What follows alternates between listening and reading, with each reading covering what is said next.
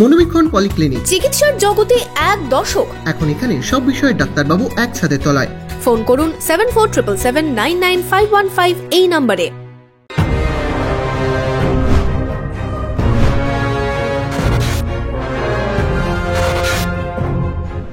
আপনার আনন্দে আমাদের উদযাপন।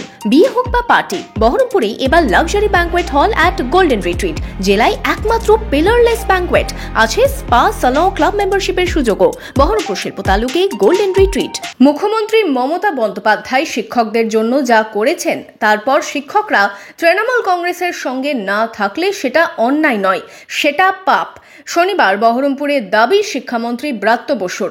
শনিবার বহরমপুরে তৃণমূলের শিক্ষা সেলের কর্মসূচিতে বক্তব্য রাখেন ব্রাত্য বসু। সেখানে কি বললেন তিনি? প্রাচীন কোন সংস্কারে আচ্ছন্ন হবেন না, কোন সংস্কার ভূত প্রেতে বিশ্বাস করবেন না, কারণ অতীত মানে আপনি জানবেন ভূত। আমরা বর্তমানে দাঁড়িয়ে আছি, আমরা ভবিষ্যতে যেতে চাই। বর্তমানকে বুঝতে শিখুন। একান্ত ভাবে বলছি, আপনারা যদি তৃণমূল কংগ্রেসের সঙ্গে না থাকেন সেটা অন্যায় নয়, সেটা পাপ হবে। কেননা ওই মহিলা শিক্ষক সম্প্রদায়ের জন্য যা করেছেন, আর প্যারা টিচার এটাও মমতাদি যা করেছেন সেটা একটা রেকর্ড। 60 বছর বয়স না অবধি প্যারা শিক্ষকদের চাকরি অব্যাহত থাকবে, জেনে নেই। তৃণমূলের শিক্ষা সেল নিয়েও এদিন কড়া বার্তা দেন শিক্ষামন্ত্রী। আপনি দেশকে কি দিয়েছেন?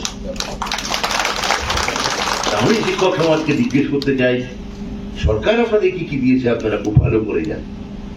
আপনি সরকারকে কি দিয়েছেন সেটা যদি একটু আমাদের এখানে জানান তাহলে খুব ভালো হয়।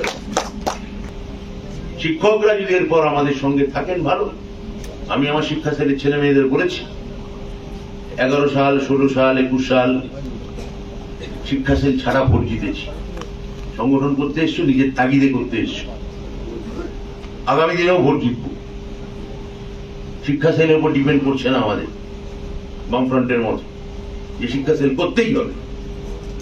আপনারা যদি করেন আপনাদের গ্রহণ করবো, দুহাতে আলিঙ্গন করবো, সঙ্গে রাখবো। কিন্তু ব্যাপারটা শুধু এক্সারসাইজ অফ পাওয়ার যেন না হয়।